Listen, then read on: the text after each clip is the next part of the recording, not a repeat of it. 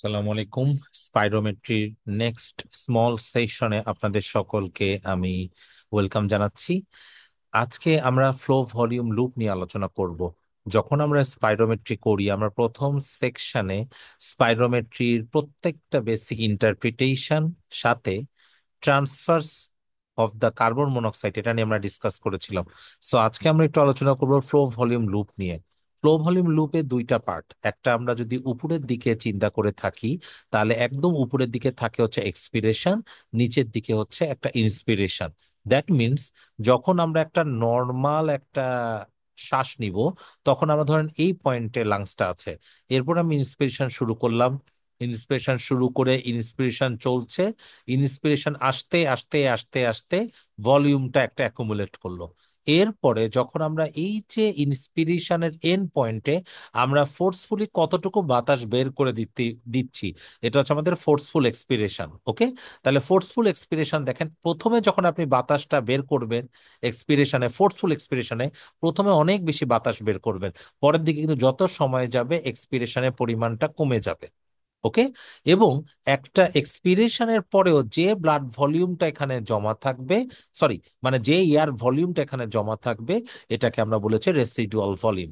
So there will be some residual volume. তাহলে নিচের দিকে থাকে ইন্সপিরেশন, উপরের দিকে থাকে এক্সপিরেশন। তাহলে এই জিনিসটা আমাদেরকে মনে রাখতে হবে ফ্লো ভলিউম লুপ। এবং এই ফ্লো ভলিউম লুপ থেকে আমাদের অনেকগুলো ডিসঅর্ডার সম্পর্কে আমরা একটা আইডেন্টিফিকেশন করতে পারি। তাহলে আরেকবার আমি একটু আলোচনা করি। নিচের দিকে থাকে ইন্সপিরেশন, দেখেন এখানে ইন্সপিরেশন শুরু হয়ে ইন্সপিরেশনের শেষে এতখানি ধরেন 6 লিটারের মতো টোটাল লাং, মানে 6 লিটারের মতো এখানে লাং ভলিউম আসছে। ওকে, তবে এই 6 লিটারের মধ্যে পুরোটা কিন্তু পার্টিসিপেট করে না, কিছু অংশ কিন্তু নন পার্টিসিপেটরি, যেটাকে আমরা বলি রেসিডুয়াল ভলিউম। তাহলে আবার বলি, রেসিডুয়াল ভলিউম এমন একটা ভলিউম যেটা লাংসের ক্যাপাসিটির মধ্যে থাকে কিন্তু ডাইরেক্টলি পার্টিসিপেট করে না। এরপরে আপনি একটা লম্বা ইন্সপিরেশন নিলেন, ইন্সপিরেশন নিয়ে এই যে যেটুকু মানে এয়ার ভলিউম অ্যাকুমুলেট করলেন, এটা হচ্ছে ফাংশনাল ভাইটাল ক্যাপাসিটি। এই ফাংশনাল ভাইটাল ক্যাপাসিটির সাথে যে রেসিডুয়াল ভলিউম সেটা মিলে তৈরি হয় টোটাল লাং ক্যাপাসিটি। এরপর আপনি এক্সপিরেশন শুরু করবেন। এক্সপিরেশনের প্রথম ইয়েতে, প্রথম সেকেন্ডে আপনি কিছু অ্যামাউন্টের এয়ার কিন্তু বের করে দিলেন, ঠিক আছে? এটা হচ্ছে force expiratory volume in first second. এরপরে আস্তে আস্তে কিন্তু যত সময় যাবে রেসপিরেশনের পরিমাণটা কিন্তু কমে যাবে। তাহলে এই যে গ্রাফিক্যাল রিপ্রেজেন্টেশন, এটাকে আমরা বলি হচ্ছে ফ্লো ভলিউম লুপ। এই ফ্লো ভলিউম লুপ থেকে কিন্তু আমরা বিভিন্ন রকম ডিসঅর্ডার সম্পর্কে আইডেন্টিফাই করতে পারি। ওকে, তাহলে একটু একটু আমরা আলোচনা করার চেষ্টা করি। তাহলে নর্মালি একটা ফ্লো ভলিউম লুপের মাধ্যমে আমরা কি দেখতে পারি? একটা হচ্ছে অবস্ট্রাকটিভ এয়ারওয়ে প্যাথোলজি, আর একটা হচ্ছে রেস্ট্রিকটিভ এয়ারওয়ে প্যাথোলজি। ওকে, পাশাপাশি আমাদের যদি কোনো অবস্ট্রাকশন থাকে, এই অবস্ট্রাকশনটা কোথায় আছে? এটা কি ইন্সপিরেশনে, না এক্সপিরেশনে, না দুই জায়গায়? এই জিনিসটা একটা আইডেন্টিফাই করা যেতে পারে। ওকে, যেমন অনেক সময় যদি কোনো কারণে এক্সট্রা থোরাসিক অবস্ট্রাকশন থাকে, তাহলে মনে রাখবেন থোরাক্সের বাইরে কোনো জায়গায় অবস্ট্রাকশন থাকলে তাহলে কি হবে? এই অবস্ট্রাকশনের জন্য বাতাসটা ঢুকতে পারবে না। ওকে, সো দেয়ার উইল বি ইনস্পিরেটরি যে পোর্শনটা নিচের দিকে, এটার ভলিউম যেটা এরকম থাকার কথা ছিল, এটা কিন্তু এই কন্ডিশনে কমে গেছে অ্যাজ ইউজুয়াল, যেটা আমরা বুঝতে পারছি। ওকে, দেখেন এখানে ইনস্পিরেশনে, ইনস্পিরেশনে কিন্তু দেয়ার ইজ রিডাকশন। তেমনি যদি ইন্ট্রাথোরাসিক অবস্ট্রাকশন থাকে তাহলে বের হতে পারবে না, ঢুকতে পারবে কিন্তু বের হতে পারবে না। দেখেন এখানে এক্সপিরেশনটা ফ্ল্যাটেনিং হয়ে গেছে। আর যদি ফিক্স অবস্ট্রাকশন থাকে যেমন ট্রাকিয়াল স্টেনোসিস, তখন কিন্তু ইনস্পিরেশন এক্সপিরেশন দুটাই ফ্ল্যাটেনিং থাকে। এটা এমআরসিপি বা এফসিপিএস এর জন্য খুবই ফিক্সড একটা প্রশ্ন, যেখানে ফ্লো ভলিউম লুপে এই ফিক্সড অবস্ট্রাকশনের জন্য inspiration expiration both is decreasing. ঠিক আছে, তাহলে এইটুকু কনসেপ্ট আমরা এখানে রাখার চেষ্টা করি। তাহলে পরের ইয়েতে আমরা চলে আসি। দেখেন প্রথম ভ্যারাইটি অবস্ট্রাকটিভ ভ্যারাইটি।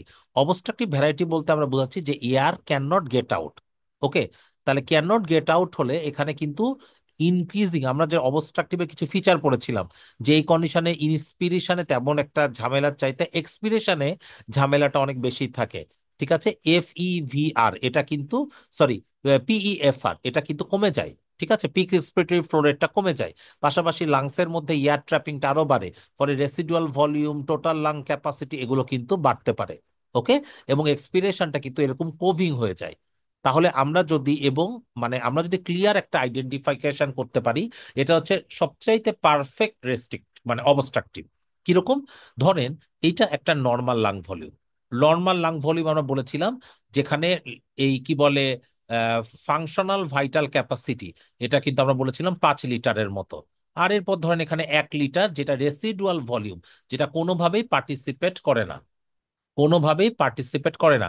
এটা সাধারণ কন্ডিশনে এই ঘটনাটা ঘটতে পারে, ঠিক আছে, যেখানে residual volume 1 litre, functional vital capacity 5 litre. Okay. আর দেখেন এটা এক্সপিরেশনে প্রথমে ছেড়ে দিল, এরপর এভাবে ছেড়ে দিল।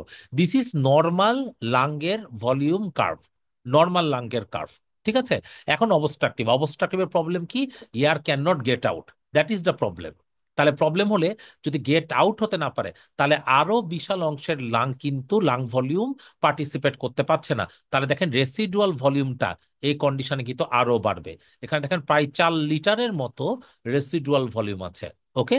এরপরে দেখেন কিছু অ্যামাউন্টের মানে গ্যাস ইয়ে হচ্ছে, এই ইন্সপিরেশনে ঢুকছে, ঢুকে টোটাল লাং ক্যাপাসিটি কিন্তু অনেক বেড়ে যাচ্ছে। কারণ কি? বিকজ অফ রেসিডুয়াল ভলিউমটা অনেক বেশি। যেহেতু রেসিডুয়াল ভলিউম অনেক বেশি, টোটাল লাং ক্যাপাসিটি অনেক বেশি হবে কোন কন্ডিশনে? অবস্ট্রাকটিভের ক্ষেত্রে। এবং নর্মাল যে কার্ভটা, কার্ভটা দেখেন এরকম একটা কার্ভ থাকে না, এই কার্ভটা একটু কোভ আউটের মতো মনে হবে। ওকে। বিকজ এক্সপিরেশনে there will be more flattening বা more coving. So because of there is more coving, it is commonly occurring in obstructive airway disease. ঠিক আছে।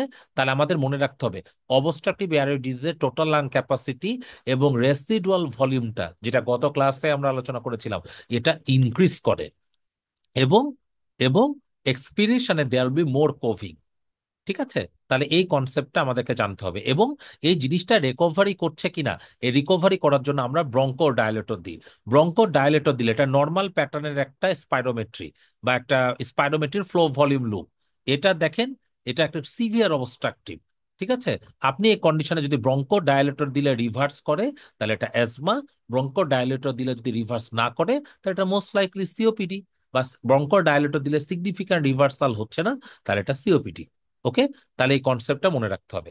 এখন রেস্ট্রিকটিভ, রেস্ট্রিকটিভে কার্ভের প্যাটার্নে কোনো চেঞ্জ হয় না।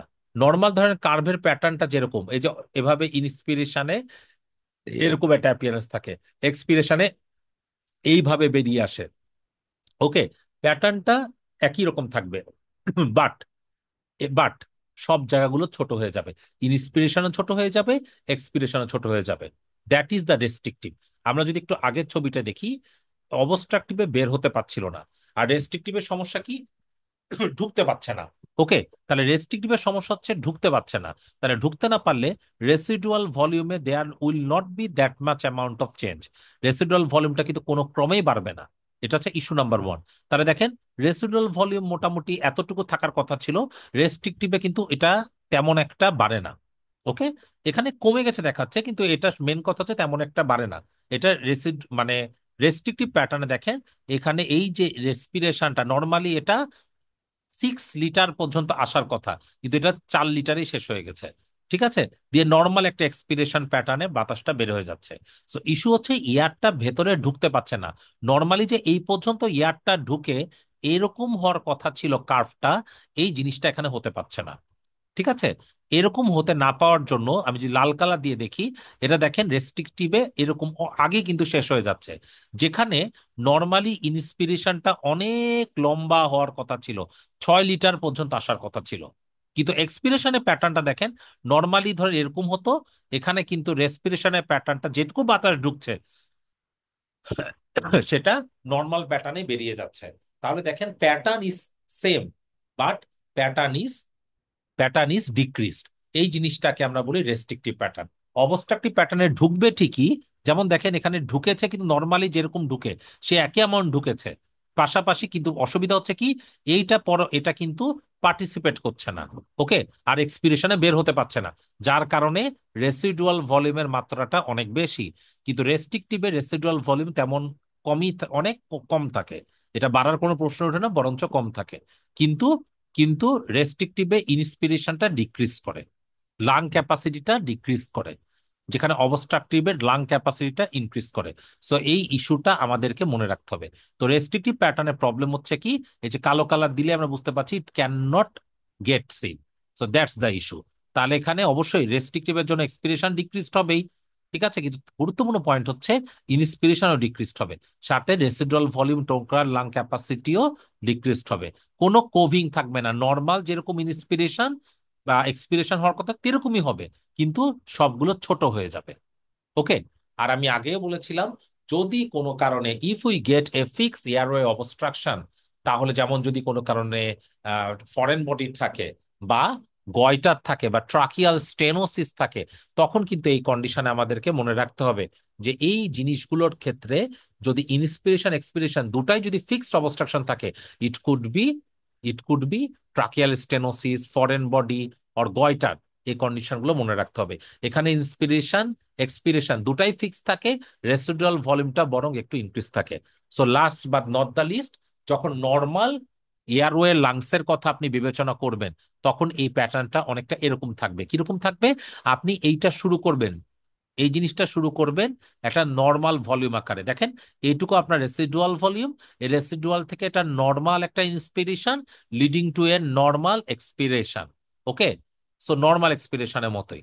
এখন দেখলেন যে না, এটা নর্মালের মতোই দেখতে, শেপটা নর্মালের মতো, যেটা আমি নীল কালার দিয়ে দেখাচ্ছি, কিন্তু ইন্সপিরেশনটা অনেক ছোট কম্পারেটিভলি, এক্সপিরেশনটা একই রকম, মানে দেখে একই রকমই মনে হয়, কিন্তু কিন্তু পরিমাণে কমে গেছে। তার মানে এটা রেস্ট্রিকশন। দেখেন, এই লাল এবং নীল এই দুটা একই রকমই শেপের, বাট ছোট মনে হচ্ছে, লালের চাইতে ছোট। ইন্সপিরেশনটা ছোট হয়ে গেছে, এক্সপিরেশনটা ছোট হয়ে গেছে, তাহলে এটা ক্লিয়ার কাট রেস্ট্রিকটিভ। ওকে। আর অবস্ট্রাকটিভটা যদি এটা আমি এখন একটু আপনাদেরকে কি বলে, যদি একটু এই কালারটা দিয়ে দেখি, তাহলে এটা দেখেন, এটার ইন্সপিরেশনটা কিন্তু আগের মতোই, নর্মালি যেরকম ইন্সপিরেশন হওয়ার কথা একই রকম ইন্সপিরেশনই হচ্ছে, কিন্তু এটা অনেক লেটে হচ্ছে। পার্টিসিপেটরি এয়ারটা অনেক পরিমাণে কমে গেছে, কারণ রেসিডুয়াল ভলিউম এটা কিন্তু অনেক বেড়ে গেছে, এবং পার্টিসিপেটরি এয়ারটা সেম হওয়ার জন্য টোটাল লাং ক্যাপাসিটি আগের চাইতে অনেক বেড়ে গেছে। তাহলে দিস ইজ অবস্ট্রাকটিভ। অবস্ট্রাকটিভে রেসিডুয়াল ভলিউম এবং টোটাল লাং ক্যাপাসিটি ইনক্রিজ করে, কারণ এটা পার্টিসিপেট করতে পারে না। কিন্তু এক্সপিরেশনের সময় এখানে একদম কোভিং এর মতো চলে আসে। তাহলে নর্মালি যেরকম এক্সপিরেশন ফেসটা দেখেন এই লাল কালার এবং নীল কালার, কিন্তু এখানে এই এক্সপিরেশন ফেসটা একই রকম না। So this is call obstructive airway disease. Bronchodilator দিলে যদি রিভার্স করে যায়, তাহলে এটা অ্যাজমার, as a cause of obstructive airway disease. আর last but not the least, এই কালো কালারটা দেখেন, এটা একদম ছোট এবং ইন্সপিরেশন এক্সপিরেশনে ফিক্সড, এবং রেসিডুয়াল ভলিউমটা অনেক পরিমাণে বেশি। এটা হচ্ছে ফিক্সড এয়ারওয়ে অবস্ট্রাকশন, যেটা কমনলি পাওয়া যায় ট্রাকিয়াল স্টেনোসিসে।